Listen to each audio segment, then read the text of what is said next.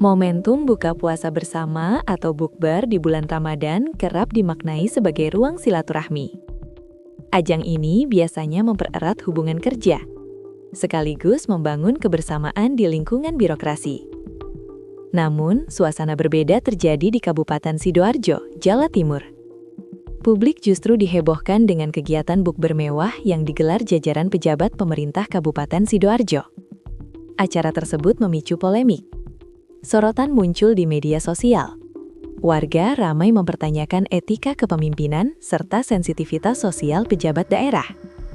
Bukber berlangsung di Mahabharata Palace Graha Unesa, Surabaya, Jumat, 6 Maret 2026. Kegiatan itu dihadiri Kepala Organisasi Perangkat Daerah, OPD. Para camat juga turut hadir. Dokumentasi acara kemudian viral. Beragam komentar bermunculan. Sebagian masyarakat menilai kegiatan tersebut terkesan glamor. Kritik muncul karena acara dianggap tidak sebanding dengan kondisi warga, terutama terkait persoalan infrastruktur yang masih dikeluhkan. Sejumlah warga menilai pemerintah seharusnya lebih fokus pada pelayanan publik. Situasi ini membuat Sekretaris Daerah Sidoarjo, Feni Apridawati, angkat bicara. Ia menyampaikan permohonan maaf secara terbuka kepada masyarakat. Menurut Feni, pihaknya memahami kegaduhan yang timbul. Ia menilai sebagai pelayan publik, aparatur pemerintah harus lebih peka terhadap kondisi sosial. Saya menyampaikan permohonan maaf yang setulus-tulusnya kepada seluruh masyarakat Sidoarjo, ujarnya. Feni menjelaskan, kegiatan tersebut sebenarnya bertujuan mempererat silaturahmi di bulan suci Ramadan. Selain itu, forum bukber dimanfaatkan untuk konsolidasi percepatan program Pagul Indikatif Wilayah Kecamatan, PIWK.